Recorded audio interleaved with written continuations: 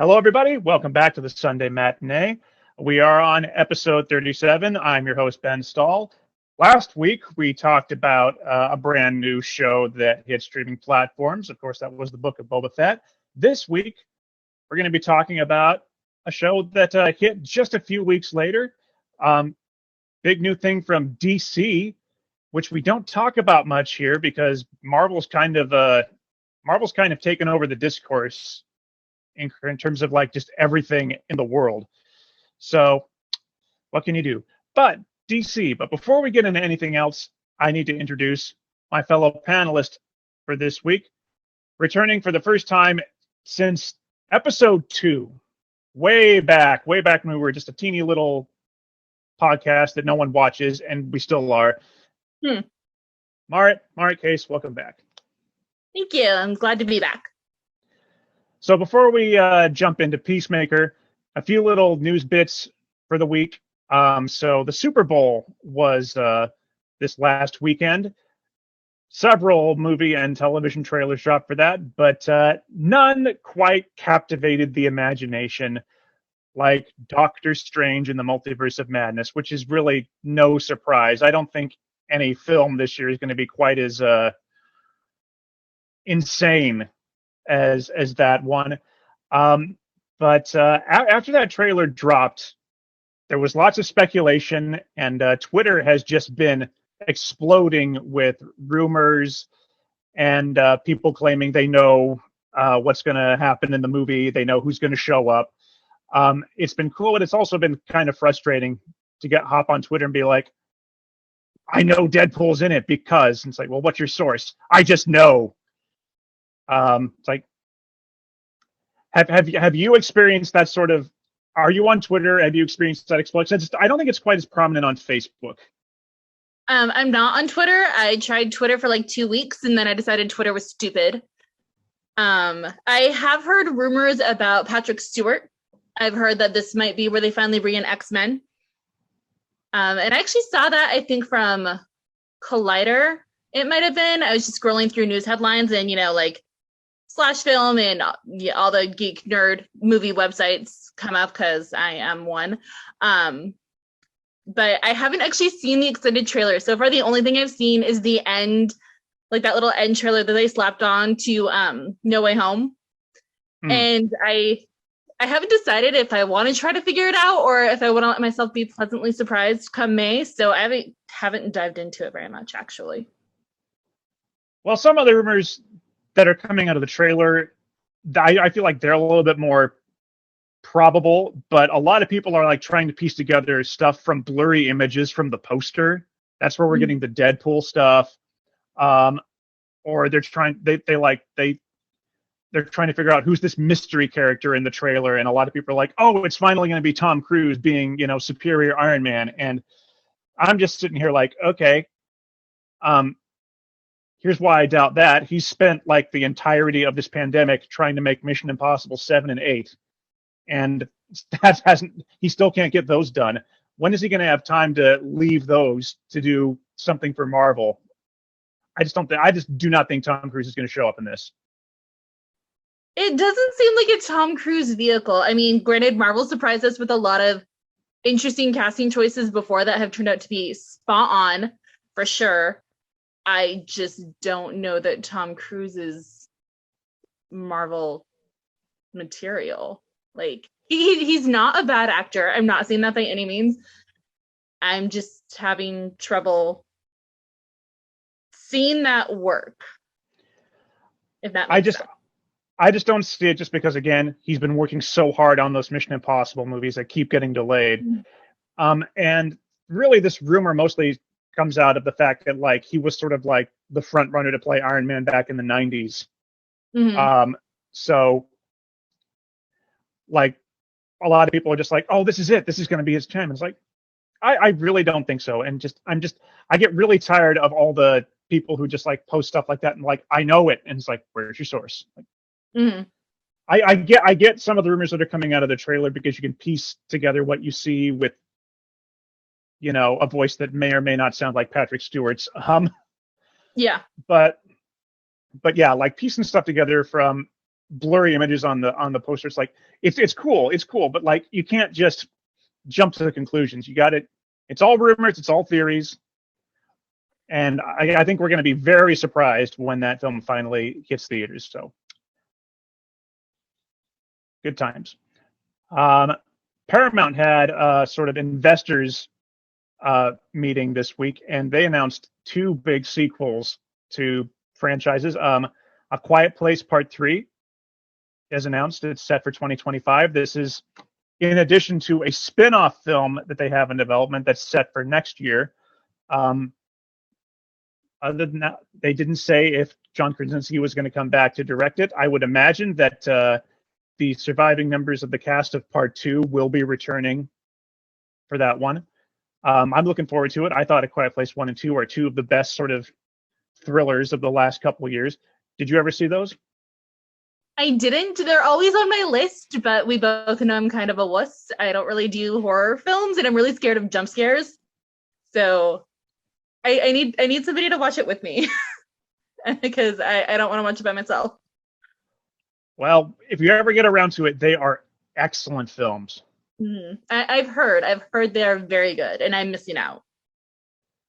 But Paramount also announced a sequel to a series I'm sure you're much more familiar with.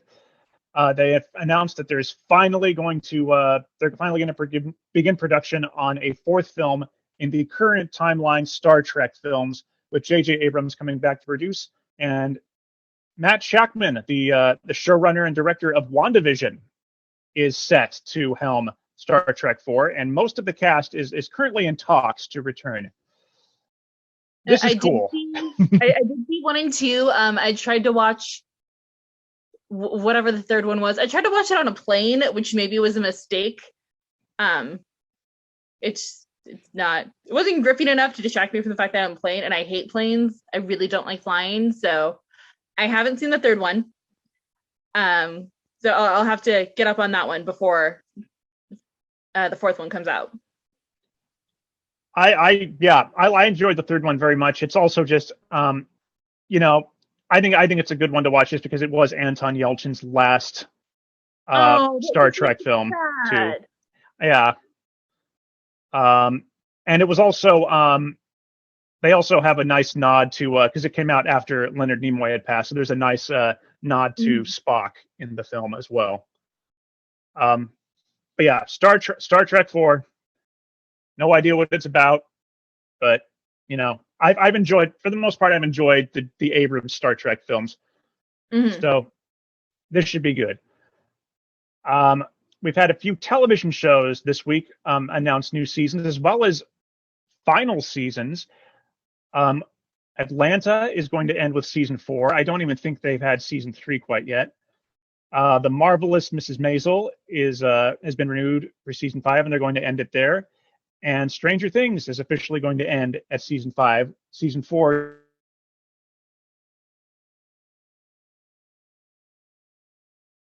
And I lost audio.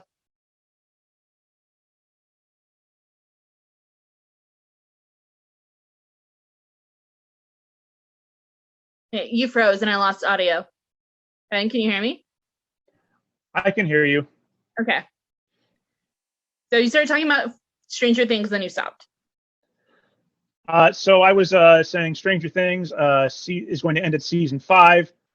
Season 4 is going to drop later this year on Netflix. Mm-hmm. I like this. I like this because I like when audiences know when a show is going to end, and it's not just canceled after a season because the ratings were low.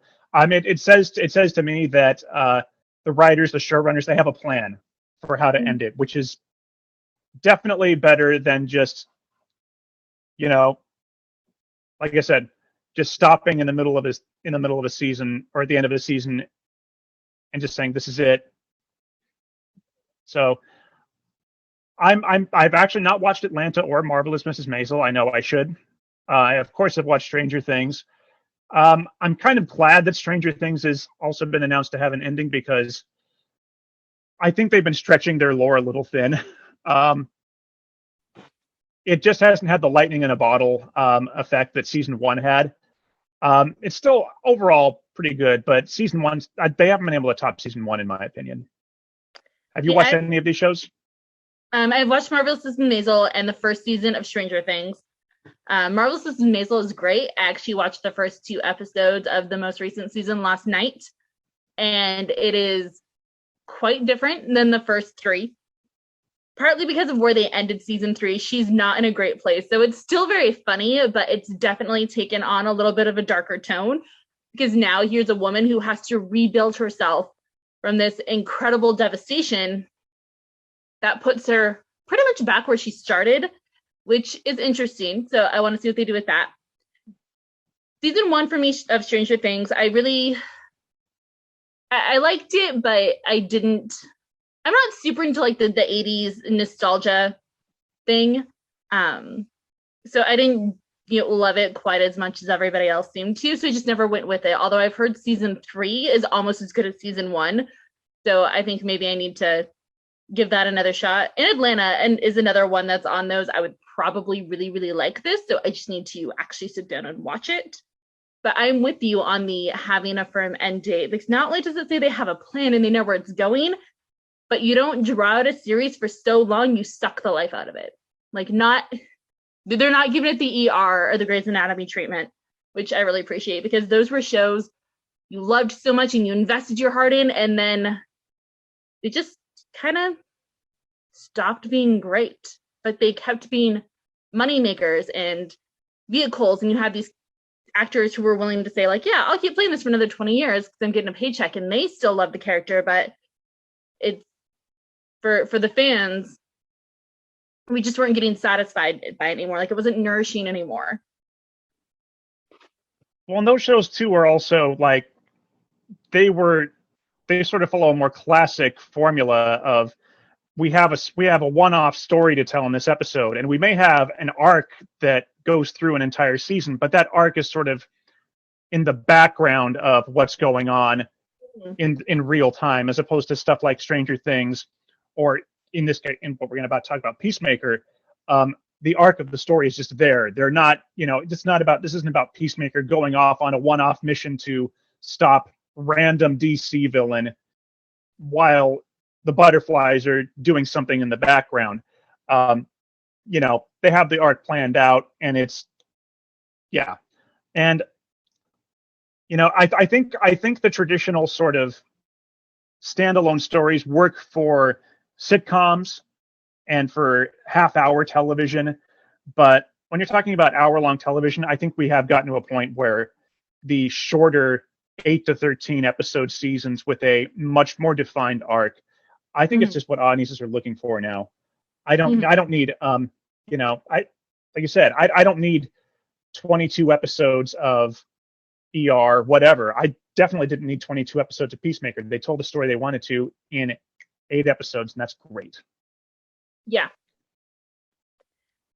So, all right. So that's just a little bit of what's been going on in the news this week. So before we dig into Peacemaker, I always have to ask, what have we been watching this week? Obviously, we've been watching Peacemaker, but I also have gotten back into another comic book show. I decided I wanted to rewatch season 1 of Daredevil, kind of after the whole announcement that those shows are leaving Netflix. And oh man, I'm just reminded that Daredevil season 1 is so good. It's just great. I actually just off season 1. I watched all of season 3, but I never watched. Wow. Season 3 is excellent, but season 1 doesn't have all the baggage that like all the future shows had of like being connected to Defenders and whatnot. Sorry, my phone is falling over. Yeah, I've heard that. Definitely, I've heard that. And when I watched all of season 3 with Zach, he was like, "What the hell are you doing?" So I kept asking him so many questions, like, "Who's this person? Why is that important?" But I kept watching because Vincent D'Onofrio is stellar. Like, for the first time in my life, it kind of clicked in the back of my head. This is why smart, good people do evil things.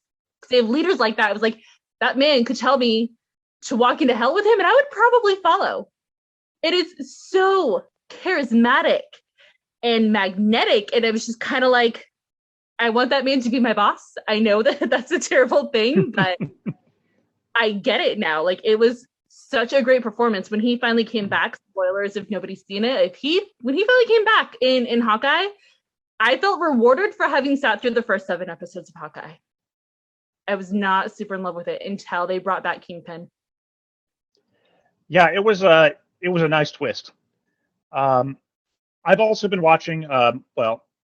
Took an evening to watch the first 2 episodes of Severance, which dropped on Apple TV Plus. I plugged it last week. I of course know the writer. It was so weird and cool. It was very much mirrored the show I did with this director back in college. It was just mind-blowingly weird. So I enjoyed that. What have you been watching, Marat? Well, we finished Book of Boba Fett. I started Marvelous Maisel season 4, and season 2 of Resident Alien is our big one. I don't know if you watch that. It's on Sci-Fi, so you have to have the app, or you can pay for the season, which I think is something like $18 on Amazon Prime. I think it's worth it because it's Alan Tudyk, and we all know I love Alan Tudyk. Both my cats are named after Alan Tudyk characters. And have you heard of that one? Yeah, I have, and I haven't watched it only because we don't get Sci-Fi, and I assume you have to pay for the app. I don't know if which is why we bought it on Prime. So you can buy the first season on Prime and just pay for the season. I would assume that you have. I mean, it just sounds too good to be true to download a free Sci-Fi app and watch Resident Alien. I imagine that's one you have to pay for, like a Netflix service. We didn't look too much into that, but it is so bizarre, and Alan Tudyk is so great. So we are on. That comes out every Wednesday, and we haven't watched this week's episode. So there's 3 episodes currently out. You need to watch this week's episode probably today. But it's just delightfully weird and quirky, and I never quite know where it's going. It is based on a graphic novel, so I could cheat and get the graphic novel and read, but I don't want to because I'm having so much fun seeing how it unfolds. Yeah, that and Marvelous Mrs. Maisel and Peacemaker just finished. Book of Boba Fett just finished. So I'm gonna have to find. We're waiting for something new to start. Although Our Flag Means Death comes out in 2 weeks. That looks fun. Your face tells me you've heard about that one. Yeah, I'm looking forward to that one. I'm really glad that I don't remember why I renewed my HBO Max last year because it was like the only place you could watch all the big Warner Brother movies. And I'm glad I've stuck with it, and I'll be able to watch stuff like Our Flag Means Death because that looks like a lot of fun. Mm-hmm. Yeah, I'm excited to wait for that one. So I think we'll have Resident Alien and Marvelous Maisel to tide us over in the meantime. I started rewatching Futurama because I realized I'd never actually seen the whole thing all the way through. Like, I watched it, in bits and pieces when it came out, and I've watched it over the years when Zach has rewatched it. But now that there's all the rumors about it getting a reboot, I was like, I need to go back to the beginning and figure out how this started. Because I didn't remember. I was like, Fry's a pizza guy. He gets trapped in the cryo thing. I remember bits and pieces of the adventures, but Zach loves it so much, and I know you love it. I was like, I gotta start over again. Yep, Futurama it's definitely worth the watch. And if the reboot happens, there's still a lot of chat about John DiMaggio not getting the paycheck he wants and negotiating with the people who are going to start it back up. I really hope that it goes through and he's able to get paid what he deserves for the role, because you can't bring anyone else back for it. He is Bender. So yeah. I'm really looking forward to that. And Futurama's one every now and then I'll restart as well. It's such a delightful show. Yeah. Things are happening earlier than I remember them. And I was looking, just kind of clicking through, like, there's 8 seasons on Hulu. Here's how many episodes are per season, just kind of planning out, should I watch all of this all at once, or should I stretch it out a little bit to hold me through that, dry spell of no TV until like next fall, because so many things, like you said, are, they're 2 months if they drop an episode weekly. So it's not like I have something new to look forward to every single week, which is a little bit of a bummer. It's the only thing I don't like about these TV shows that are only getting 8 episodes is you go through them and then you're done. And then, of course, with the pandemic pushing everything back, you're kind of like, when do I get to see this again? And I so want to know what happens. Like, we'll get into it later, but that ending for Peacemaker, like, they could drop season 2 next week and I would be all over that. Yep. So let's talk about Peacemaker then. So I'm going to assume that you've also seen the Suicide Squad. I did. I've seen both versions of the Suicide Squad, and I think I've seen all the DC films. Yeah. Well, in this case, both versions of Suicide Squad. In this case, the only version that matters is, of course, James Gunn's version, because it clearly, if you didn't know, Peacemaker spins right out of the Suicide Squad film. So I just want to ask, what was your reaction to that sort of end credits stinger when it was like, oh, it's going to be Peacemaker that we're going to be following from here on out? I thought Suicide Squad, the James Gunn version, was much better than the original. I still thought it was really stupid. Just like, fun and kind of zany, but not like, it wasn't going to turn DC around, which is what I think a lot of people wanted it to do, because the problem with the DC universe is that it's so disjointed. Like, you have all these different filmmakers coming in and your styles are going back and forth from, Snyder to Gunn, and they have no connection between them. One's really bright and colorful and then one's really dark. And so when they were like, it's, Peacemaker that we're going to follow here, and then again following John Cena, maybe I deserve this a little bit karmically. I didn't think he was the person to follow. Like, he's John Cena. I didn't think there was anything special there. The Rock should have proved me, should have taught me better. I didn't think The Rock was ever going to go anywhere after, what was it, like the Tooth Fairy? And now he's one of the most bankable stars in Hollywood. And I love the Jumanji movies. I thought Jungle Cruise was way better than everybody else just because he's funny. Like, he's charismatic. He's somebody that you want to watch on screen. And John Cena has that same kind of quality. And I was surprised. And like I texted you earlier, the show was exactly what I thought it was going to be. And so I was shocked that I loved it. I thought it was going to be stupid and, just like fun, but kind of mindless. And it had so much more depth than I ever thought it was going to be. So my apologies to John Cena and to DC. I think they put their money behind the right person. I agree. And I'll chat for a second about the DC universe, because you're right. It is disjointed as heck, especially compared to what Marvel has been doing. And I think that's just because they, I don't know if it's because they haven't planned it out, but I know, it all kind of fell apart after Zack Snyder had to leave Justice League, and they had brought in Joss Whedon to just completely sort of, let's just face, Joss Whedon screwed up Justice League real bad. Oh yeah. And so, in that it is better. It is Peter Jackson long, but it is better. It's better, and it's a tragedy that, like, we're not moving on with the story elements they introduced in that film. Mm-hmm. That we may even be getting like a universe reset with Flash when that comes out. So yeah, it's a very disjointed series of films, and also just the quality of them varies. I think I hold Wonder Woman and Birds of Prey up on like the top tier, and as much as I thought Zack Snyder's Justice League was really good, I didn't like Batman versus Superman and Man of Steel, or the first Suicide Squad. I just feel like they haven't found their rhythm the way that Marvel kind of very fortunately did right away.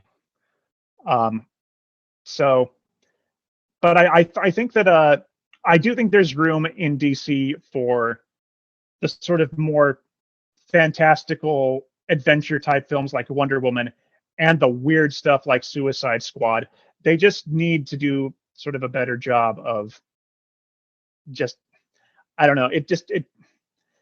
That, yeah, I don't know. It's a tough one. But when Suicide Squad ended and it was Peacemaker, I had that same reaction. Not because I I had faith in Cena, but it was more like, I don't know if I want to follow the character who just killed Rick Flag, um, and was basically the villain of the film.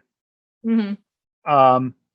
I was waiting for it to be like, oh, we got Polka Dot Man out of the ruins of the city. It's like, because talk to anyone who saw the Suicide Squad, we all loved Polka Dot Man. Mm-hmm. And he had such an interesting backstory. So it was like he would have been a great character to follow, but like, and it was like, and this is going to be a TV show, and it's like, oh boy. And it turns out that James Gunn basically wrote this, during the pandemic, just because he needed something to do, something to keep his mind off of what was going on in the world, and so he wrote this and pitched it to DC, and it was like, they said yes to this, which is probably the biggest departure from anything else DC has done on the big screen. It feels so different, but it may feel like their most developed thing they've done. So yeah, I'm glad I kept my faith in James Gunn, because it did turn out to be something surprisingly special. Mm-hmm. So what were your, we've kind of jumped into this a little bit, but what were your gut reactions to the show? Like, what worked for you? What didn't work? I think what worked for me was that we already had an established character who we didn't know anything about. So there was a lot to learn, but at the same time, we didn't need to have an introduction, if that makes sense. Like with the I hate to compare to Marvel, but it is the easiest thing. When you had those TV shows, there were some places where you pulled off really fantastic surprises. Like I thought Loki was just spectacular. But they were able to do that with the character that we had established, that we knew was a god of mischief, and so they could put him in all kinds of ridiculous situations. We didn't need to have like a reset in order for that to happen. I mean, no more reset than we had already like set up in the movie. But for Peacemaker, like here was a character we don't know a whole lot about, but rather than, I mean, they did use flashbacks to give us some of his backstory, but they were able to just kind of jump straight into the heart of what is his big issue, like what is going to be his conflict going forward. And so that conflict going forward is he's a changed man, and now how does he deal with that? Because he's got this established reputation as a killer. He'll kill every man, woman, and child for peace. And now he doesn't want to kill. And that's a really big conflict for him to deal with. And so I liked that, like right off the bat, we're getting this thing, and like we have to answer this big question: who is he now? What is he gonna do? But so I really liked that. What didn't work for me is probably nothing really. What didn't work for me was the loss of some of the characters in the show, but that's not, a development problem or a presentation problem. That just means I'm sad about how the story went. Like, I could have kept Myrn around. I'm a little sad that the conflict with the butterflies is resolved, seemingly, because there was we're going to have a whole new villain and a whole new cast. We don't get to keep around these incredible people. This really bizarre enemy that is kind of creepy and insidious, and you don't know what they're going to do. And so it's just like, you had such a great first season. Now I'm a little scared. Like, are they going to lose the magic? Like you felt like Stranger Things kind of did, do we get the lightning strike again? Because this is a big lightning strike. That's actually, and again, like you said, this isn't something that didn't work, but like in terms of, I'm so sad to lose. For me, it was Detective Song and Fitzgibbon, because like, wow, like what interesting. there's always these people who are on the side of the law, but are presented as sort of like, are they going to be antagonistic toward our hero, or are they going to, end up joining him? And they didn't even get that chance, because they were taken over by butterflies. And I really enjoyed their portrayals, the actors' portrayals of these characters. And I'm sad that I can be coming back, because they were a part of the show in every facet. They were in the intro, every major character got to be in that opening intro, and that was always fun. And now they're going to have to do a whole new intro to this series. Can you talk about the intro for a second? Yeah, let's jump right into that. Did you read the interview with James Gunn where he said their goal was specifically to make an intro that nobody ever skips? Yes. Yeah. Yes. Do you think they succeeded? Because we never skipped. It might be one of those things that never gets old. I never skipped it. It was always just so fun to watch. Like, it's ridiculous. It's goofy as heck. It's James Gunn. It's everything that he wants in his media, and it's right in there. So yeah, I never skipped it. It was just always so fun. And it's just it. I think he's right. I think that more shows need to do that. They need to create opening credits that people don't want to skip, because he found a great way to throw in, like we skip it because we just want to get right into the action, but creators don't want us to skip it because they want us to be able to see who worked on the show. It's important to know that kind of stuff. So yeah, he figured out a way to make it work. But I mean, yeah, that's one of the things that worked for me. Another thing that didn't work for me, and again, this is not a thing that I think is a bad thing about the show, and I think we're going to get more of it in season 2, but I need more Judo Master. Yeah, for sure. We need more Judo Master, who is still out there. I mean, the last time we saw him, he was eating spicy hot Cheetos at the gas station, right? No, he's he shows up at the barn at the end. That's right. He does show up at the barn. And we should probably get through everything else before we talk about what happened at the barn with the big reveals. Yeah, we need more Judo Master, definitely. Yeah. And it's not that I think that I think he was in it as much as Gunn needed him to be. But I hope the next story he's able to incorporate Judo Master even more. Because yeah, he's just his fights were just hysterical, and there is a depth to that character that we didn't get to see because he's the one, and this is again getting into the end of the series, but like he knew what it was really all about. That's what a great twist at the end to find out what it was really all about. But let's kind of go from the beginning. And we did this last week with Book of Boba Fett, looking at each episode by the numbers. What was weird with Peacemaker was that there are no individual episode scores on Rotten Tomatoes for Peacemaker the way there were for Boba Fett, but there are, of course, individual scores for IMDb. As a series, as of yesterday, which was February 17th, it was the overall series score on IMDb was 8.5 and 95% on Rotten Tomatoes, which is pretty darn good. Episode 1, A Whole New World spelled WHIRLED, directed by James Gunn, an IMDb score of 8.4. And I'm just going to go down the list without listing the titles from here on. Episode 2, IMDb 8.3. Episode 3, IMDb 8.7. 4, 8.6. Episode 5, 8.7. Episode 6, 9.0. Episode 7, 9.1. And episode 8, 9.4. Which, that tracks with me with about how I felt about the series as a whole.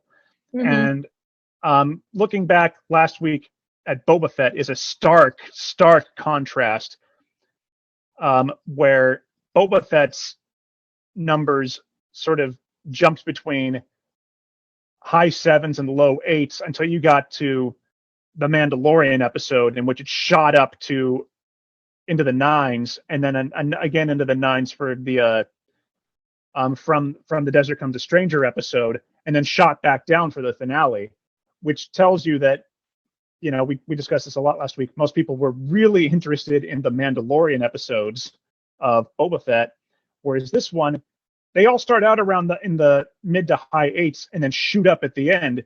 Mm-hmm. I think the arc on this show absolutely justifies that. It's a show that hooked me from the beginning. I was about a week late to Peacemaker, so by the time I started it, there were already 4. They released the first 3 episodes on day 1. So when I got to it a week later, there were already 4 episodes, and I sat down on a Saturday night thinking, okay, I'll watch, at least watch the first episode.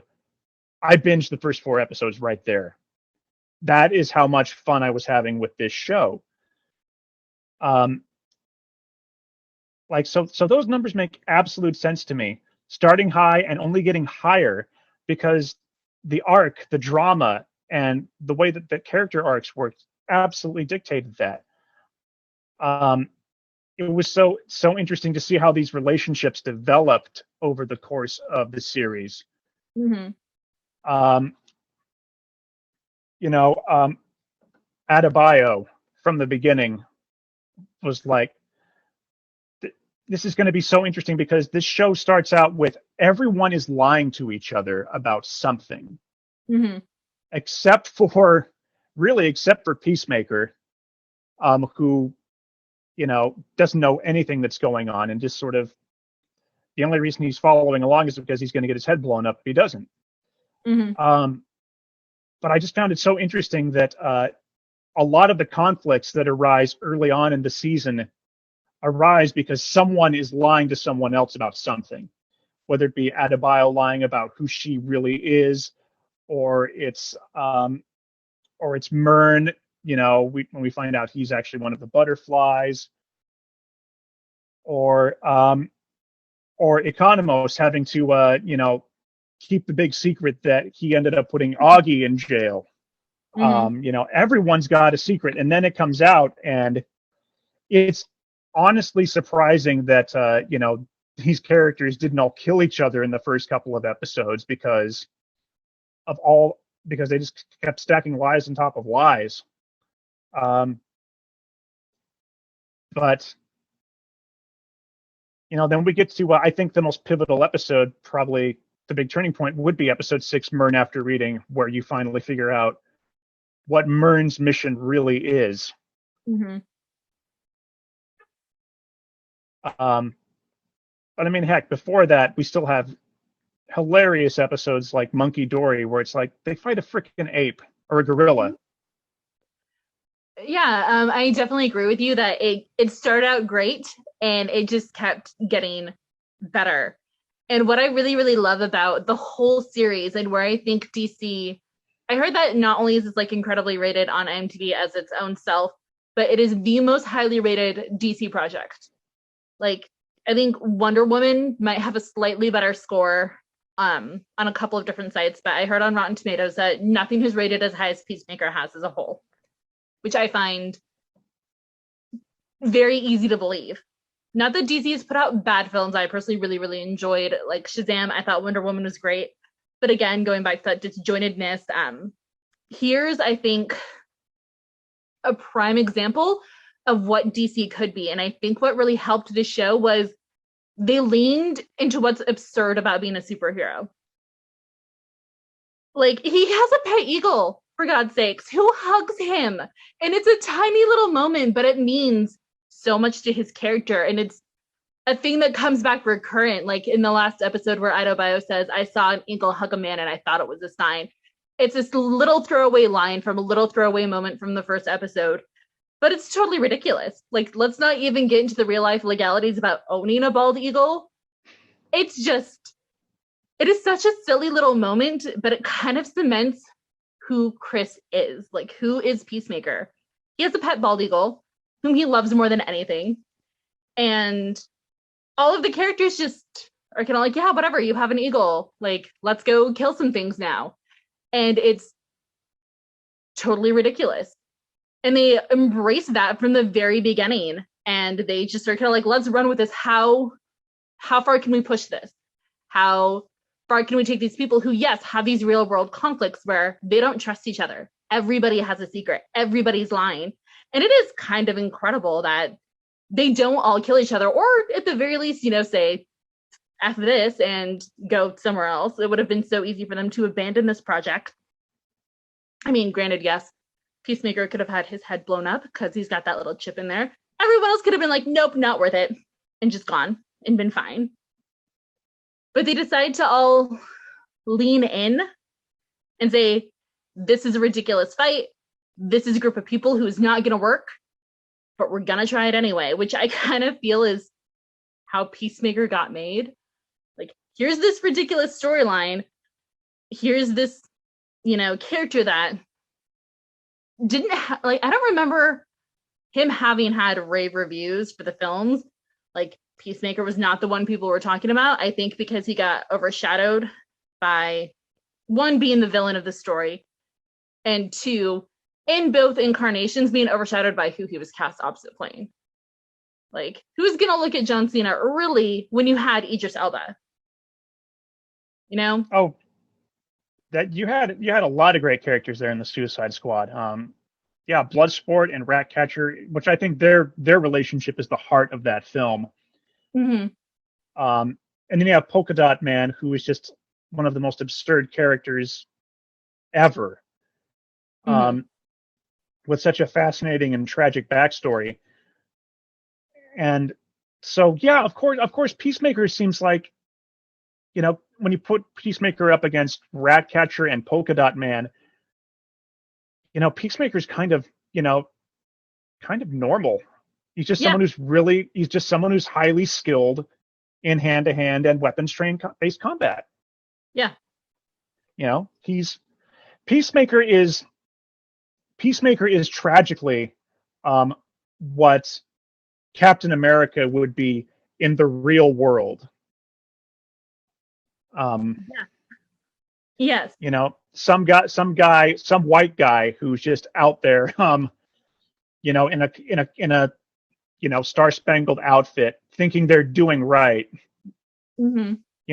And that they can do whatever they need to for peace. It's like, and which now that I think about it, it's kind of freaky. But you're right. It is absolutely absurd. It does deconstruct our expectations of these type of characters. He lives in a trailer. In Washington. Did you notice that? Yeah. Yes, lives in a trailer in Washington, where our own backyard. Yeah. So, yeah, he lives in a trailer. He has a freaking pet eagle, and like, it's exactly the opposite of what we expect of these type of characters. Like, even the villains, all have their secret layers and their mansions, and the heroes all they're Bruce Wayne or they're Diana. They have either are billionaires, or they still live these elaborate lifestyles and work in these wonderful places. Like, but it's like, no, not Peacemaker. Lives in a trailer. Vigilante's a busboy, which is something that kills me. Like, he's this terrifying psychopath who still makes you laugh in every single scene he's in. I was very surprised to see Freddie Stroma in that, because I only know him from the Harry Potter films, where he's just a kind of one-note jerk.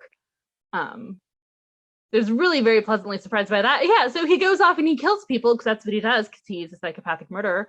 And then he goes and cleans up tables at the Olive Garden-y restaurant, which, yeah, it's a complete subversion. Like, here's someone with a blue-collar job for a living. Yeah. He also still lives with his parents. And he's honestly, like, to me, the freakiest character, because even when in episode 3, when you first start to learn about the butterflies and they have to assassinate, the senator or whoever it is and his family, and Peacemaker can't do it, Vigilante just grabs the gun and it's just like, boom, done. Mm-hmm. No, like there's no morality there. There's not, and I struggle with his character a little bit because I think he's hilarious. I think he steals every single scene that he's in. But you're right. He doesn't hesitate at all to murder children, whom, yes, we know are butterflies, but still, like, they're children. You think that would cause a lot of people pause a bit in the back of their head, but he just goes for it. But he's incredibly loyal to the people that he loves. He's incredibly loyal to Peacemaker. He kind of accepts, like, this is our mission now, and this is what we do when he meets the rest of the team. And I think I mean, I know this is not something that they develop at all in the show, but I kind of like that everybody just accepts, like, hey, he's here now. And yeah, you know, he could shoot us all in our sleep and then, you know, go to sleep himself just fine, and everyone's cool with that. You know, Vigilante is just part of the team. Yep, he becomes an asset. I mean, rather have him on your team than out there doing his own thing, honestly. Yes. So we kind of stopped going episode by episode, but yes, episode 1, fantastic. Everything just gets better. You said episode 6 for you was kind of a turning point. Yeah, because that's where we learn about who Myrn really is, and where a lot of the secrets sort of start to unravel. Mm-hmm. And even though they haven't really bonded quite the way they do by the end of the show, it's starting there, because we still have the one secret left, which is the diary that Adebayo plants for Amanda Waller, who, I mean, I love that they were able to get Viola Davis to come back to play Waller for this show. Mm-hmm. And not just have her like be a voice on a phone. To really see her there was a really great way to connect it back to just, and remind everyone that you know, Peacemaker was sort of the villain on the ground in Suicide Squad, but Amanda Waller is the puppet master, and that is absolutely the true villain of that movie. And it's good to remind everyone that she's still there, and that you know, the government is sanctioning this, which is definitely crazy. I mean, honestly, and going back to Marvel, Task Force X to me is pretty much everything that Captain America feared would happen to the Avengers in Civil War. It's like they're going to take us and they're going to point us in the wrong direction, and they're going to do it for their own selfish reasons. So I really appreciate that Peacemaker and the Suicide Squad are able to tackle that dark side of the whole superhero sort of stories, that but at the same time there's just some wonderful moments. I love when Peacemaker, Chris Smith, you know, he does have a name, like sits down to play the piano, and it's like, wow, that comes out of left field. And it's like, what a beautiful moment and just realizing that he is, to see his development from, you know, cold-blooded killer to I want to be a superhero, is truly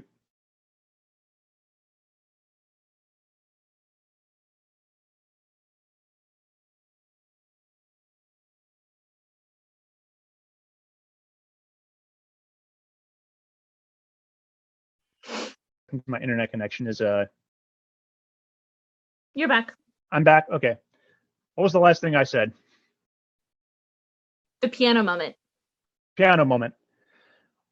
All right. So I love that we get to see him go from cold-blooded killer to more of a superhero type of character by the end. And that, I think, in thinking about it, is Peacemaker told the story that Book of Boba Fett wanted to tell and didn't because Boba Fett didn't have that kind of focus as a character. Yeah. Boba Fett wants to become this benevolent crime boss, but really he just wants to become the sheriff. And they don't develop that well enough. And I think Peacemaker does that very well, where you get to see like what it is that makes him want to be a hero, and then realizing what I'm doing isn't heroic. Yeah, exactly. I think that was a big problem with Boba Fett. And I'm saying this as somebody who doesn't know the lore of everything in Boba Fett and Star Wars outside of the movies. I've only seen the movies and the TV shows. I've never read any of the books or the graphic novels, or I've seen very little of like the Clone Wars TV show. So I didn't really understand. Like, he crawls out of the Sarlacc pit and all of a sudden he like wants to, save these people from Mos Espa. He's not even from Tatooine. Like, why are these people adopted now? Like, he had this whole beautiful backstory with the Tusken Raiders, which I loved personally. I know other people thought those episodes were kind of slow, but I loved this telling of this redemption story with no words, basically. And then all of a sudden he wants to be sheriff, but why? And you're right, Peacemaker did that really, really well. He has this conflict now. He doesn't want to kill. He wants to be a superhero, but how does he stop doing what he's been trained to do and has been forced to do for so long? This part that I really liked, where you kind of see the development of these characters, is when Harcourt is talking to Adebayo and she's talking about killing people. And she tells Adebayo that the first time she killed someone, she didn't get her period for 3 months. And I was kind of like, that's a really human detail. That's a really human moment of, here's how drastically I was affected. Like, it messed with her biological, physical being, having committed a crime like that. Which just kind of tells you, one, that's a really vulnerable thing to admit, especially like as a woman, because when that goes wrong, it means something bad in your life is happening, or like, that should be a normal thing. And for it to not be normal means there's a big trauma happening. And for it to be an emotional trauma like that is just really kind of horrific to think about. And to like see the two of them kind of bonding like that, and to have this little like, and also to have like a little like female centric moment in a show that could be totally masculine and overwhelming, was kind of a beautiful thing to see. Like, as a female watching the show, I really appreciated that. And we've danced around this a little bit, but the conflict with his father's the big baddie, that I thought was, and to have that conflict in the midst of everything else, like, they gave him so many different things to fight through. He's got to somehow extricate himself from Task Force X. He somehow has to deal with the butterfly conflict, but also it turns out his father is a Nazi. Yeah. There's a lot happening for this person here. And now he's got to figure out, how do I deal with my trauma that's being brought up by this present conflict? But also, I have to save the world. Like, Peacemaker's got a lot on his shoulders. And so, yeah, for him to have something like the piano moment where you get to see him as a person doing something for himself and showing that he is still a person, he's not just this killing machine, was really kind of a stroke of genius. Yeah. And I love what you said earlier about that moment between Harcourt and Adebayo, because that's something too that I think separates them from Vigilante, because when you think about it, it's like, yes, Harcourt is trained to do this. It's what she does, but like, even if that's what you do, like, it's important to remind yourself that, killing someone is going to affect you. Mm-hmm. It should affect you. And if it doesn't, you're insane. Which is part of Vigilante's charm, which is a really contradictory thing to say. Like, we love him because he's a psychopath. We love him because he just shoots people and is like, basically says, hey, do you want to go to Denny's later? Yeah, it kind of actually makes me curious if he may end up becoming an antagonist later on as as Peacemaker is developing more as someone who's realizing that killing is wrong. Mm-hmm. It'd be very interesting to see that.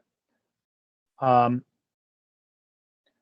One of my favorite moments in the show, actually, and revolves around a character we haven't talked about much yet, is Economos when he has to sneak into the barn in the Mm-hmm. finale, and that moment that he tells the story about his beard. Um, Mm-hmm. that could have just been, that joke they told throughout the entire series, and they could have left it at that. And to give him that moment was, I think, absolutely powerful. And given my internet's disconnected again, isn't it? Your face is frozen, but I can still hear you. Okay, I'll keep going. To give him that moment, um, to tell his story, and to see Peacemaker finally realize um, that his words affect people as well as his actions, um, was a brilliant moment. And it's like in any other show that could have been a moment that absolutely paused and killed the momentum of the show, and this didn't, because it was a huge revelatory moment for every character. So yeah, like I don't think there's a single main character that I don't like. Like it's such a wonderful ensemble. It really is. And I think they did a really good job of giving everybody that moment where they really show I'm human and I'm still, trying to like figure this out and be a part of this team and, live um, with what I have to do and with who I am. Like we have the conversation between Hardcore and Adebayo. You get the whole thing from Adebayo about her dog wearing the outfit of, like, why does she love this little dog and things like that. Yeah, you have the dye beard moment for Economos at the end.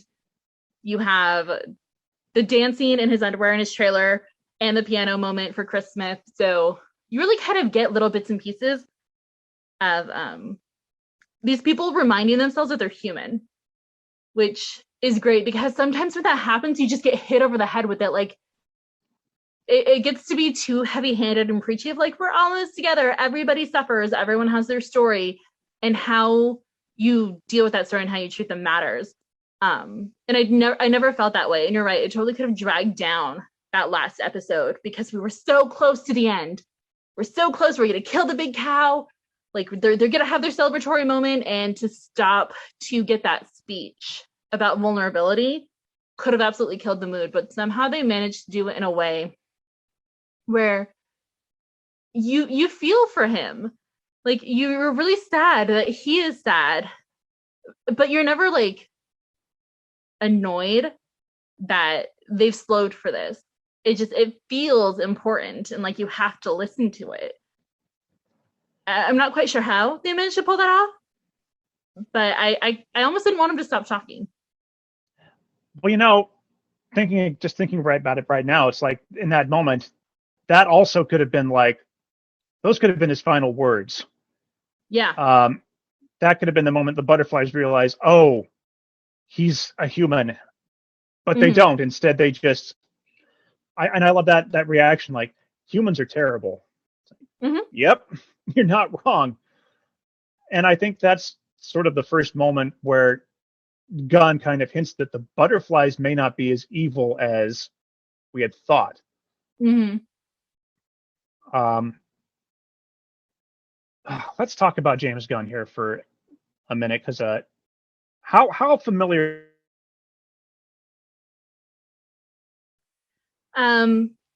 For James Gunn's work, I have really only seen Guardians of the Galaxy. I haven't seen anything beyond that. So his Marvel stuff, I know superhero stuff.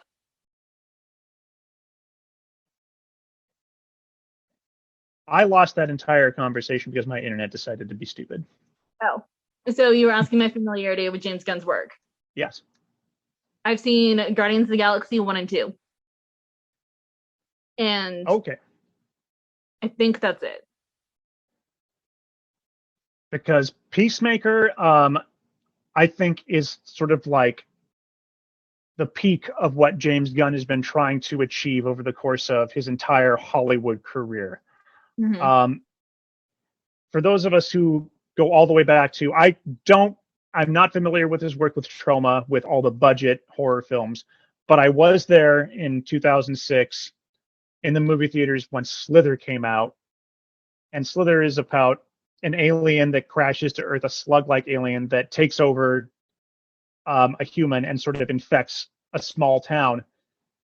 And it's how when he first worked with Michael Rooker and Nathan Fillion, and then he made Super, which was a really dark superhero movie with Rainn Wilson, who decides to become a superhero, and go up against I think it's just the local mob led by Kevin Bacon, because his wife or it's either his ex-wife or his ex-girlfriend is now like with Kevin Bacon, and he just goes around with a wrench, and on the poster it's just him saying "Shut up, crime."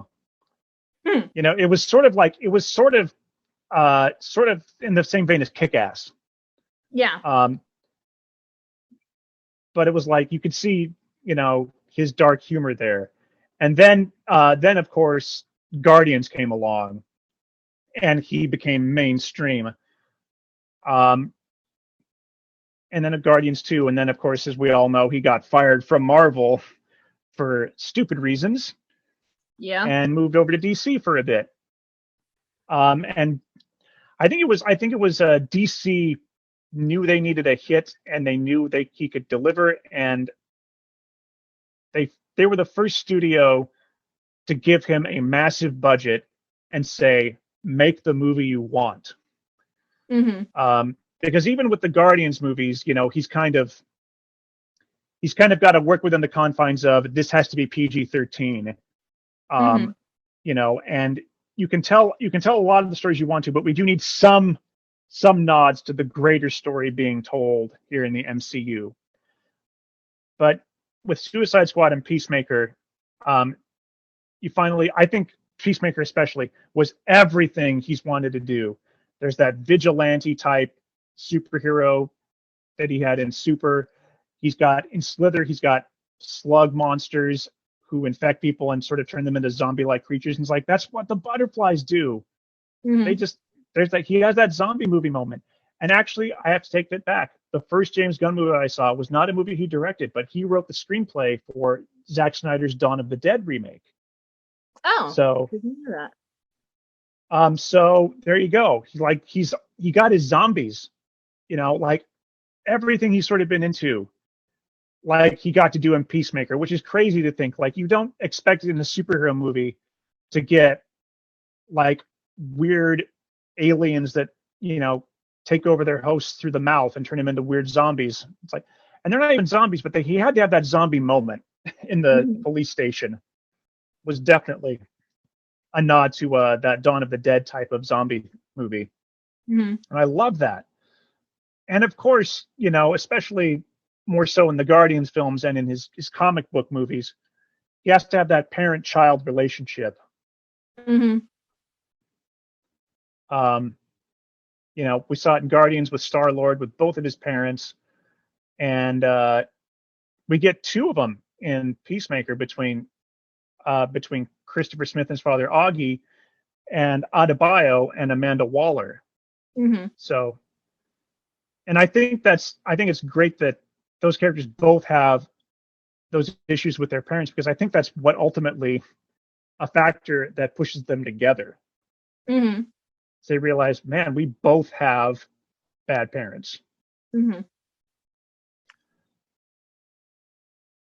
Yeah. So I really like the James Gunn touch also with his music. I mean, obviously, there were no songs I didn't know in either of the Guardians films. But he really took those classics and kind of twisted them a little bit. Put in I was not expecting to hear. Fleetwood Mac in a Marvel film. But I really liked where he kind of finally gets to explore like his music geek side with Peacemaker. Like it's just like the soundtrack is great, and the songs that he places, like that zombie movie moment where they're all walking through the police station and they're led by Detective Song. It is just perfect. Like the soundtrack and the way they move through, and then when they stop and they do the little smile thing, that conversation where they have to learn how to smile again, they've got all like creepy faces on them. I thought that was kind of perfect, and definitely like you're watching a James Gunn production when kind of moment. I really thought that was awesome. Yeah, it makes me a little bit nervous going from Suicide Squad and this back to Guardians, because he's going to have to go back to those boundaries of creating a PG-13 film. I'm sure it's going to be fun, but it's kind of like it can't be as wild as Peacemaker was. Well, nothing really about Marvel I think has been as wild as they've allowed him to play in the DC universe. And I think a large part of that, is Marvel's hamstrung by their parent company. Like their parent company is incredibly powerful. There's a ton of money. There's a ton of influence. I think you put yourself into a contract with Marvel or really any of the Disney properties, you may never need to work again. Like they're money-making machine.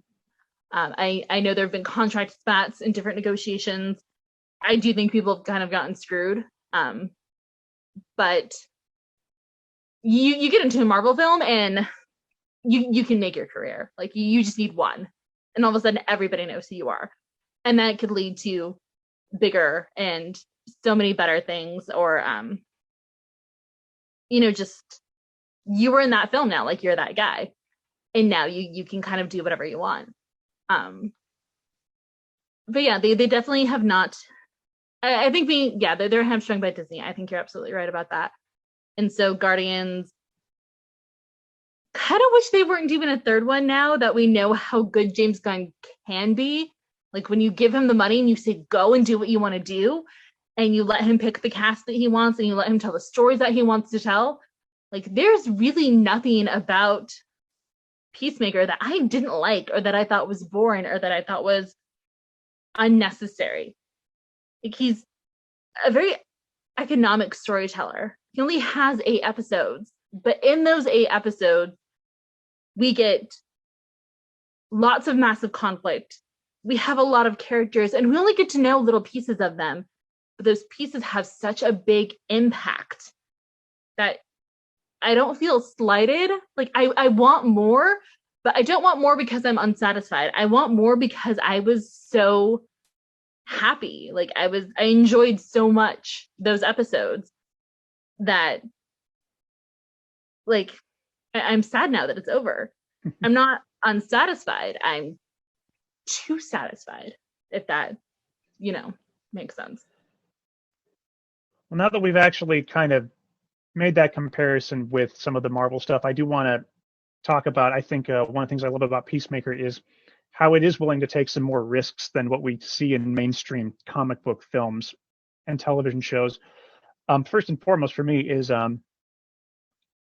it doesn't try to sugarcoat its politics. You said it perfectly. Augie's a Nazi, and it's not like watching Captain America: The First Avenger, where it's like, oh, they're generic, World War II like Nazis who aren't even like part of the actual Nazi party. They're they're Hydra. They're slightly different. Like, no. Like Augie is just like, this is putting a character who represents a lot of what is wrong with this country into a big, superhero tale. What we usually have been getting with these types of comic book stories are aliens or, businessmen, corrupt businessmen are like, I think the 2 go-tos for Marvel. Mm-hmm.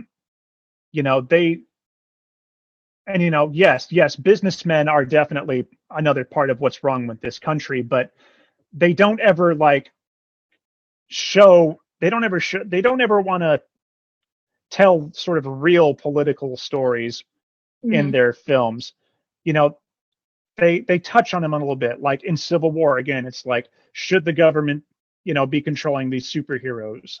And it's like they only touch on that, and then they go off and tell the story about Cap and Bucky.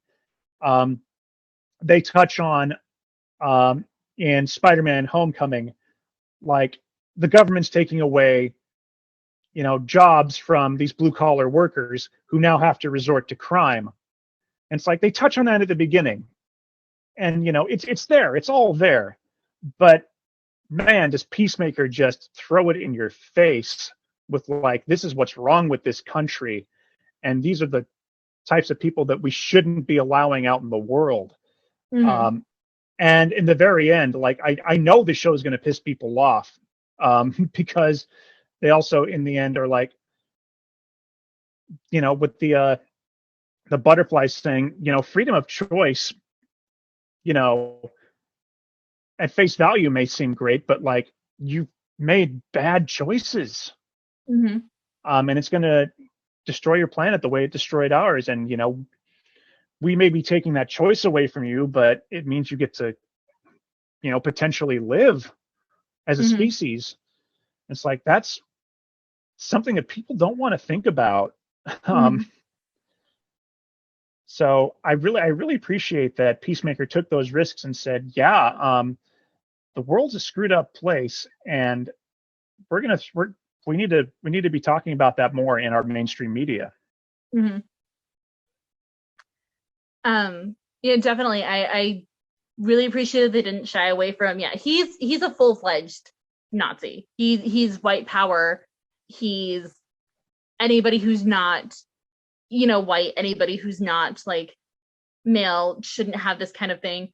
And so to see that really taken down so explicitly is kind of great. There's even I didn't catch this. Zach had to point it out to me. I don't know how many other people caught this, but I guess on the cars driven by one of his members, the license plate is a special license plate that makes reference to an actual, like, real life white power organization. I don't remember exactly what it is. I would have to go back and look it up. But so that's just another detail that shows that, like, they're really paying attention to how this would play out in real life. So yeah, the thing with his dad, definitely the thing with the butterflies and global warming and climate change, all of that. And you don't want to think about it. And you really, it sounds kind of nice to have someone make that decision for us. But again, freedom of choice, especially, living in America, that's what we're founded on, which sometimes is great. And sometimes, especially we've seen over the last year and a half, kind of entitles people to, make decisions that are maybe the wrong ones. But that's not the debate for right now. There's also a little kind of throwaway line in that second or third to last episode that confirms Peacemaker as bisexual, which in the overall context of the story is probably not a big deal. Like, so far, yeah, like he really likes hardcore. He thinks she's hot and he wants to sleep with her, but it is not like a big character thing. But I definitely saw a lot of articles a day or two after that episode aired, because that is a really big deal to people in that community. Is, we're as, a liberal person, as a woke, quote unquote, person, how somebody identifies, like, in terms of their sexuality or identity, really shouldn't be that big a deal. And I have some friends who are in that community, and I do know some people who are bisexual, and they have said before that even within the community, they feel erased. People think they're trying to have it both ways. And so for a character like that, played by a straight white man, at least as far as I know, straight, is kind of validating, like, it's a real thing, like, and it's being acknowledged even in this kind of subtle way. But that's still not something that we've seen before. Like, generally, we don't deal with characters' romantic lives. Like, I remember in Marvel or in Eternals, it was a big deal. Like, they had a sex scene. It's the first sex scene that's ever been in a Marvel film. And it was like 3 seconds long. It was very, very chaste. I mean, yes, it was definitely sex, but it was still it wasn't explicit. It's not even a big deal in terms of their characters. It's just kind of establishing these characters have a romantic relationship. And then we moved on. And it wasn't a big deal ever again. And if there are romantic scenes, aside from that one in Eternals, it's like the Peggy and Cap thing. It's very, PG. It's very romantic. They're in love, but, it's kind of forbidden. And he loved her. And then he sacrifices himself. And I don't know how big a role their romance plays in her own show, because I never made it all the way through. But it's not something that's ever discussed. And I don't think it's ever going to be a big deal in Peacemaker's world either. It was just kind of nice, again, to have that little snippet of like, here's a real person in the real world. He's a real human. It's just another facet of his personality. And it was actually, from what I've heard, John Cena's choice. I heard that too. And for James Gunn to allow that is just wonderful. Mm-hmm.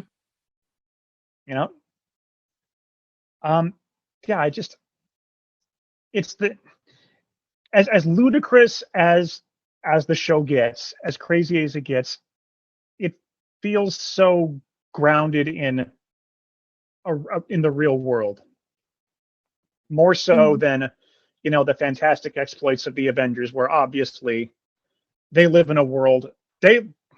Marvel lives in a world where Tony Stark has basically solved the world's energy problems.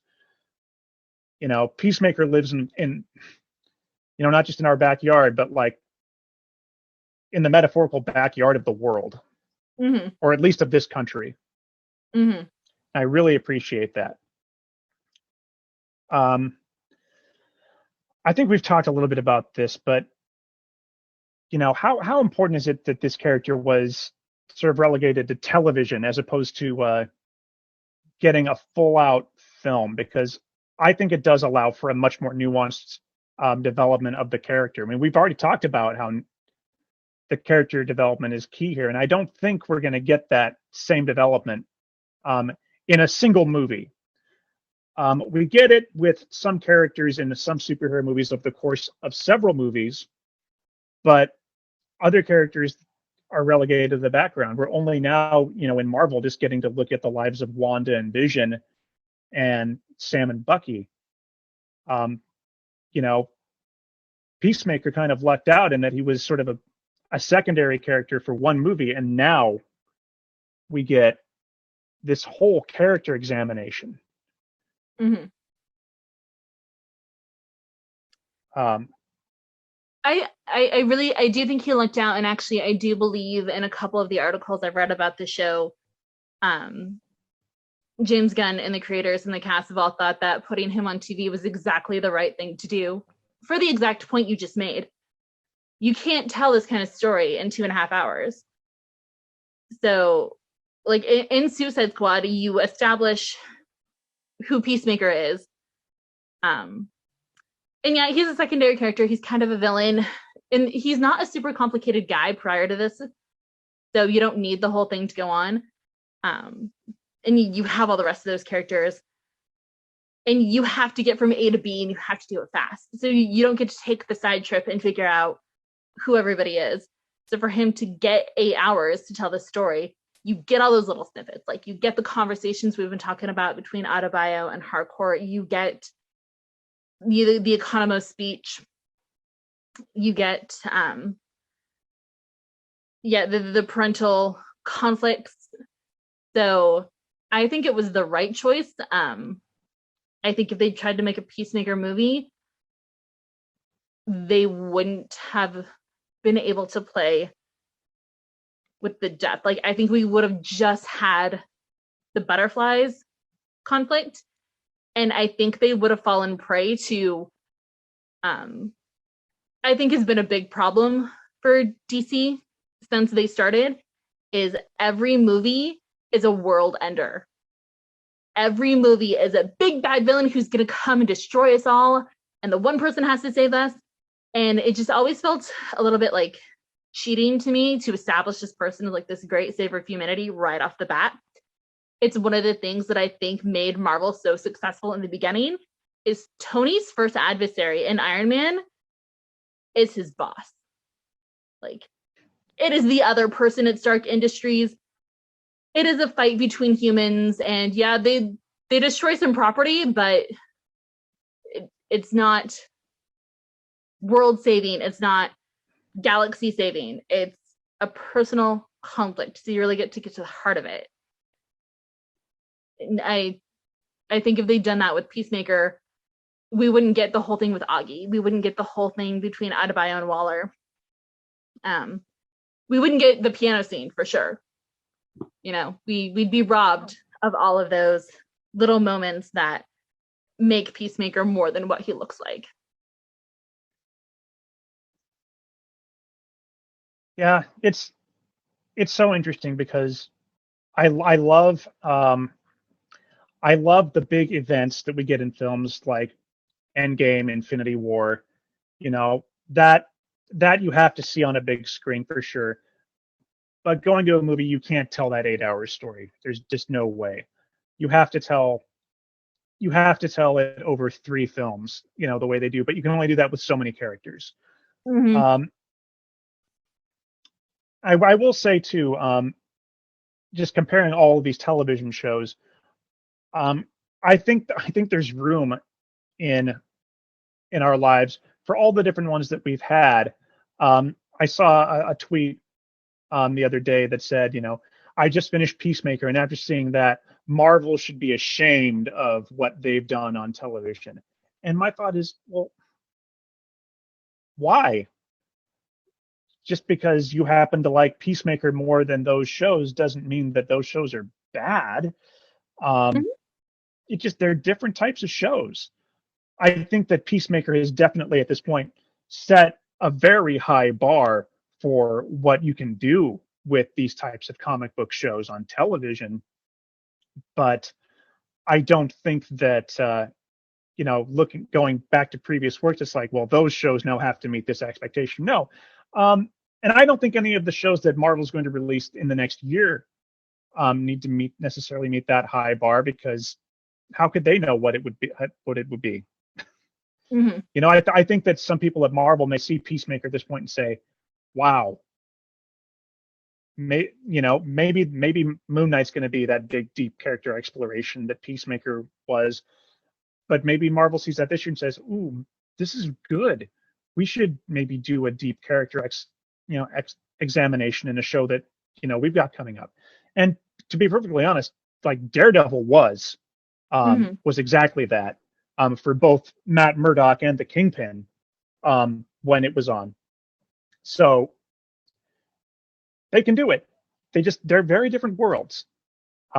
So I think there's room for them to exist. But for me, Peacemaker, I think, is sort of like has set the highest bar for me for comic book television shows at this point, at least live action. I'm sure we're also going to get some crazy animated stuff in the future. I think what made Peacemaker for me so different was that they managed to take all those different conflicts and put them together in a way that didn't feel overstuffed. Like I said, he was very careful with his storytelling, I think James Gunn was, in that we get this character who is established, who was kind of a boring person before this, but actually has a much more interesting backstory than I think was ever hinted at. And he tells it, but he's not heavy-handed about it. I think he had a very light touch, and like, here's establishing who his father is. And once you meet his father, you kind of, you get a lot of it. And I think by giving us those key images from his childhood, like his brother in the fight when the brother falls and seizes, or that horrible, horrible scene where his father tells him to stab the person, so he does. You get those images once, and you kind of set that up as like, here's his horrible, traumatic childhood by this horrible, traumatizing person. And then we get those little flashes back of like, he's remembering and he's dealing with this trauma. And that all kind of happens in conjunction with learning to trust this team. Learning to trust this team, and also learning about this big threat and deciding what they're going to do about it. If I did have any like concern about that, they don't seem to really think about the implications of their actions. They just like decide this is right, and then they go do. But I guess that'll be part of season 2, is dealing with the fallout of like, we made these big choices and we didn't really think about them, and now we have to deal with what we've done.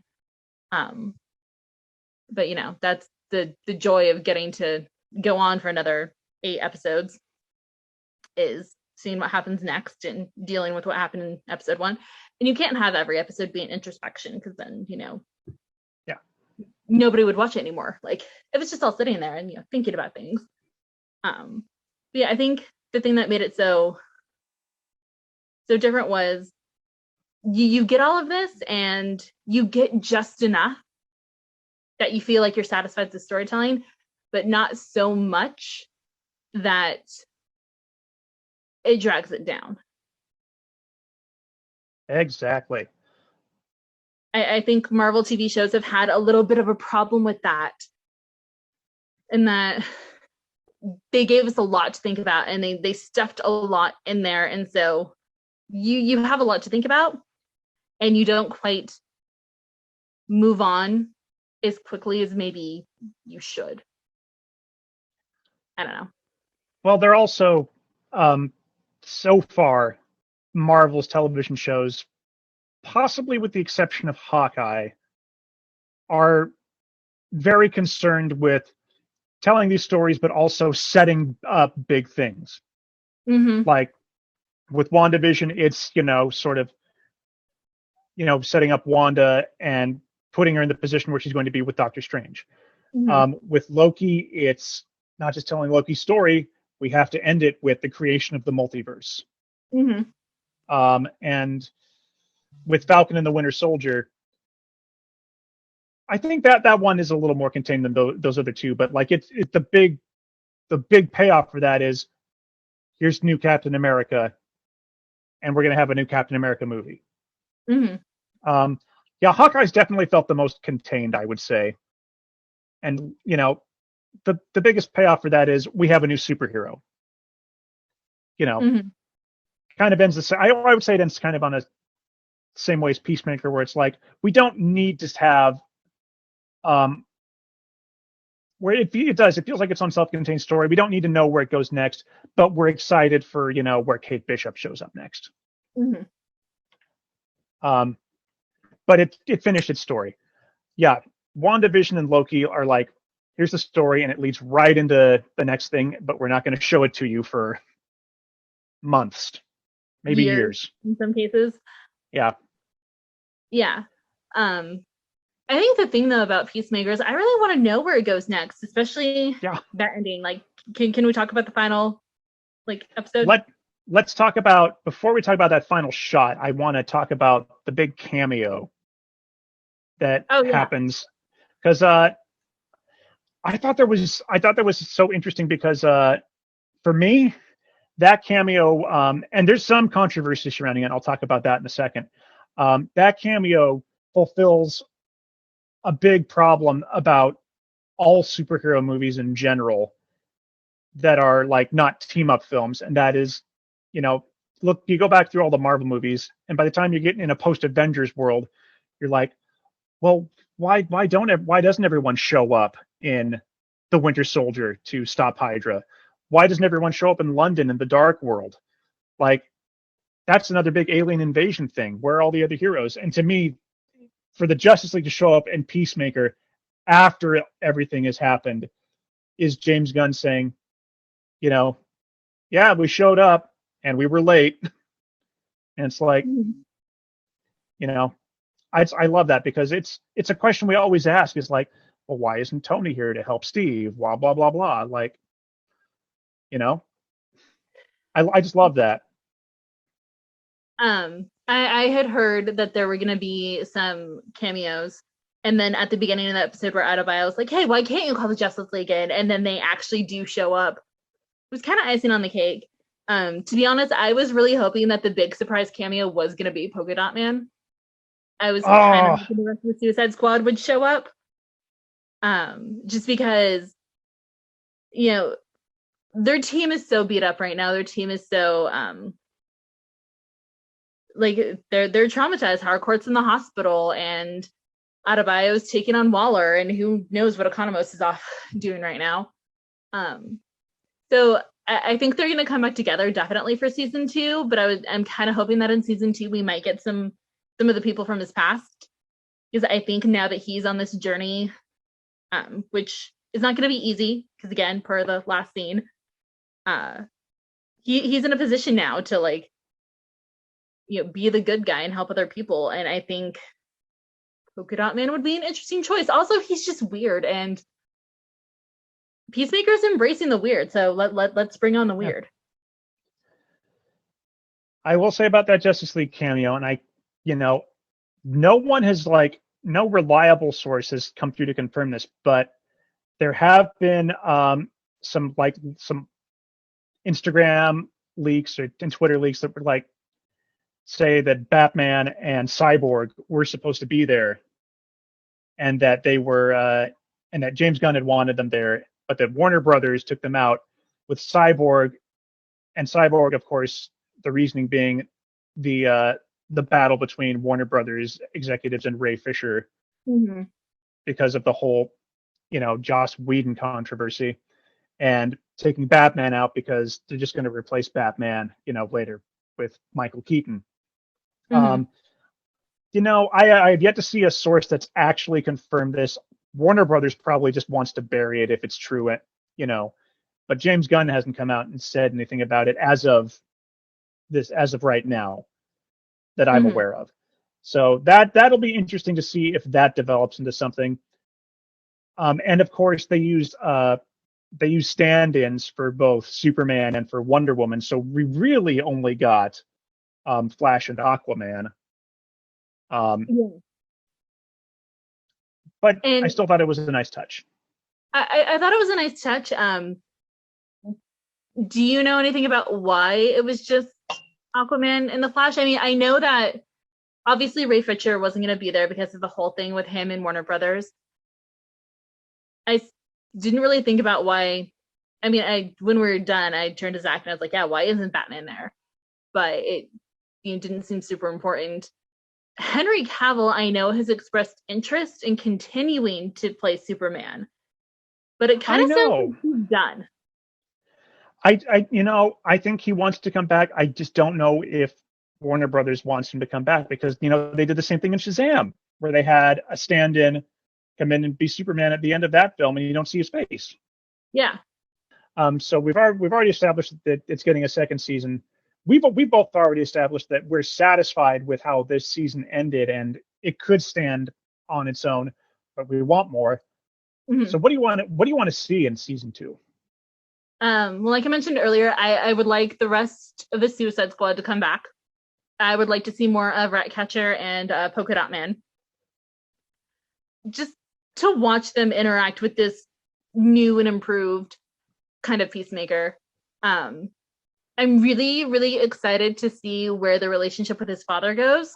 Obviously, his father's dead, shot him, killed him pretty cleanly and definitively in that second to last episode of Peacemaker. But then that final shot where his father comes and sits down on the porch next to him. He's got some demons he's got to work out regarding his father and having killed his father. Like we were saying earlier, it is not a normal thing to kill somebody. It should affect you. You should feel it. And so to watch him deal with that is going to be interesting. To watch his relationships with the team develop is going to be interesting, assuming they do come back together. I think there's going to be something between him and Harcourt. I don't know how much I care if the two of them get together or not. I feel like that shot where she's laying in the hospital and she reaches out her hand and he takes it could very easily put them in some sort of future romantic relationship. I don't know if I care, but yeah, I like them together. I like her and Adebayo together. I'd like to watch the two of them continue to be, their little badass girl power team. I want to see Economos come back just because I like Economos. I think he's funny. I think the team's going to come back, but I do think it's going to be under new management, for sure. The question is, who's going to be that manager, and are they going to be, are they going to be, the same type? Are they going to put a gun to their head and say, you have to do this, or we're going to kill you? Mm-hmm. Very curious to see where it goes from there. But I also I also am less concerned about the relationship between Chris and Harcourt on a romantic level. They can. I love their professional relationship in the show. That's fine. Mm-hmm. But I'm more concerned with Chris's relationship with Adebayo because that Mm-hmm. was sort of the soul of the series was their friendship and would it survive all the lies and all the trauma. Mm-hmm. So that's why I hope the team comes back is because I do think as a team they ended up working so well together, even when everything just went terribly wrong in that last episode. I want to see this team that magically gets it done. I'd love to see them come back. And yeah, exploring those inner demons is, I think, a must. And I think James Gunn knows that too. Otherwise, that wouldn't have been the final shot of the film or the Yeah. series. And again, more Judo Master. Yes, definitely more Judo Master, especially because he supported the butterflies. Like, here was a human who was on their side, who was literally risking everything to help them. And now that they're all gone, does he join the team? Does he become an adversary? Like, or is he going to go off and be a mercenary for somebody else? Yeah. It's a very small character, but they could do a lot with him. So depends on where do they want to take him? I think he'd be an interesting foil to Chris if they decided to keep him on the team. There is one thing I don't want to see in season 2, and if he does it, I'm sure it'll be fine. But we've already had alien invasions with Suicide Squad and with this first season of Peacemaker. You can certainly lean into sort of sci-fi elements, but I think the next season, the primary antagonist should be terrestrial. Yes. Yeah, we've had our alien invasion story. We're good. We're good for now on that. Yeah. I think we're good for now on that. I also I know his dad was like the big baddie in the terrestrial sense in this one. He had followers though, so is there a second command? Like, are we gonna get a White Dragon Part 2? Because like you said, they were really, really blunt about their politics, and so are they gonna continue that? Because race relations in real life America are an ongoing battle with people on both sides with lots of different facets and levels to it, and it's not going to go away anytime soon. So are they going to continue with that? Are they going to kind of let that group fall by the wayside? I mean, the White Dragon's dead, but are all of his followers just going to let that be? Yeah. Or are we going to get someone new in that vein? We shall find out. Hopefully, I'm hoping it's since it's already been greenlit. I would hope that we get to see it sometime next year. Mm-hmm. And with that, it's time to start wrapping things up. Mark, what are your final thoughts on Peacemaker? Final thoughts on Peacemaker. I think it is now the bar to which all superhero shows should aspire. Just in terms of like embracing the absurdity, embracing the comedy, and not shying away from the controversial topics. Not just the tough stuff. A lot of them deal with family issues, abandonment issues, personality, not disorders, but personality conflicts and things like that. But to watch it like really delve into the real life, I think is they realize they shouldn't be scared of that now. Falcon and Winter Soldier did it a little bit. I think they could have done it better. But I am now a John Cena convert for sure. I was much more impressed by him than I expected to be. So I'm excited for season 2. I agree. I think that Peacemaker has set an all new bar for what superhero shows should aspire to be. I don't think they necessarily all have to have that James Gunn feel to it, but they should be exploring their characters as deeply as Peacemaker does, and grounding some of those conflicts in reality, and not shying away from those hard topics. Like you just said in Falcon and Winter Soldier, like one of the touchstone moments of that series early on was that he couldn't get a bank loan, and that that was huge. Just the implications of that are huge, and they can dive into that so much more. But they tend to get distracted by the action and the bigger picture. I think there's something very special about this show, and season 2. I hope that it's able to, maintain that momentum going forward. All right, it is time for trivia. So this week's trivia question is, so Peacemaker is not the first time that John Cena and Robert Patrick, who played Augie, have worked together. What film did they collaborate on before Peacemaker brought them back together? Was it A, 12 Rounds, B, The Marine, C, The Wall, or D, Ready to Rumble? I believe it was The Marine, and they played antagonists. Like, they were enemies. Well, you are correct. Woo-hoo! It was The Marine. And that actually, it wasn't a terribly good film, but I do remember one part. It's during a car chase, and the villains are all in a car with Robert Patrick chasing John Cena, and one of them says, man, this guy's like a Terminator. And Robert Patrick gives him a look because, of course, we all know Robert Patrick played the T-1000 in Terminator 2. Yes. So. Yes, he did. So yeah, Robert Patrick has been around for a long time. It was good to see him in this show too, because I don't think he's had like a role in such a high-profile project since maybe the X-Files. Maybe. It's been a while. He's just one of those guys you recognize and you go, I know him, and then you spend the rest of the day trying to think about what film it was. Yeah. I don't think I knew his name until this project, but I definitely knew who he was. Decided to be stupid again. Mm-hmm. So what did you just say? Huh? Oh, that Robert Patrick is one of those people where you see him in a film and you're like, I know that guy. And then you spend the rest of the day trying to think of where it is you know him from. I definitely recognized him. I had no idea what his name was until this project. Yep. So yeah.